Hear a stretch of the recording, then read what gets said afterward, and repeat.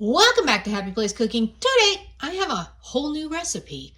It is going to be meatballs with a twist. Pineapple barbecue meatballs. And this is going to be served over a bed of rice, and we'll have a little bit of French baguette on the side. I'm going to put my ground beef in this bowl.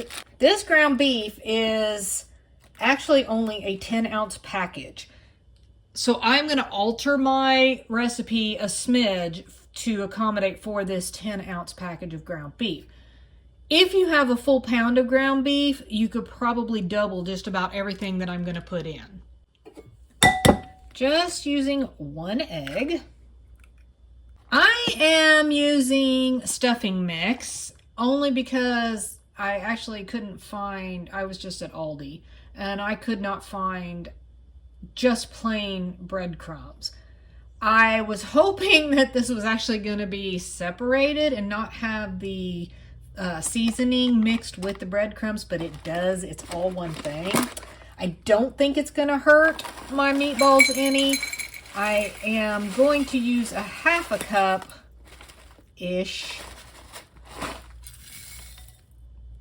Think that should be probably fine. Maybe just a little bit more. I'll do just a little bit more.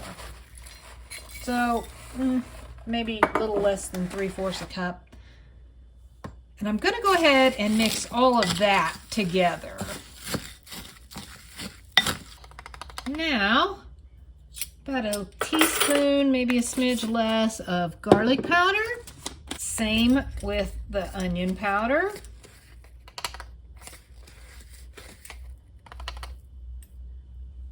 And then I think I'm going to go about half of that teaspoon of black pepper. I've got sea salt, and I'm just going to put some of that in. Mix all that together. My oven is preheating to 400 degrees. I am going to be using my stoneware today. I did go ahead and actually grease the bottom of this. If you're using like a regular pan or something, you could use parchment and line it. I am making my meatballs about that big. I don't know how big that is, but that's about how big I want them. And hopefully I will get close to a dozen. That's what I'm aiming for. I try to keep them about the same size. Once I get these all rolled up and ready to go in the oven, I will put them in for 15 to probably 20 minutes until they're done, of course. While my meatballs are in the oven, I'm starting some water over here to boil. That will be for my rice, and my sauce is going to be made in this pan. I'm adding 1 cup of barbecue sauce to my pan. You can use any barbecue sauce you wish. I actually had almost just enough of the blackberry barbecue sauce that we had, and I added just a little bit of just a regular barbecue sauce because I was about 1/8 cup short. So 1 full cup of whatever barbecue sauce you would like to use. I've drained the juice out of 1 20-ounce can of pineapple. I used pineapple chunks. I'm setting that can aside because I am going to be using those pineapple chunks as well. But right now, I just want the juice from it. Just 1/4 cup of white wine vinegar. 1/4 cup of Worcestershire sauce. And you could use soy sauce instead if you'd prefer that.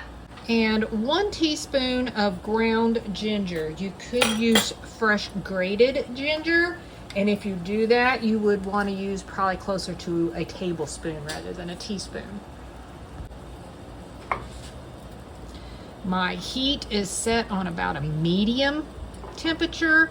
I want this to kind of come to a little bit of a boil, so I may increase the heat until it kind of boils, and then I'll lower it back down and let it just simmer. It needs to reduce. I want it to be thicker than what it is right now.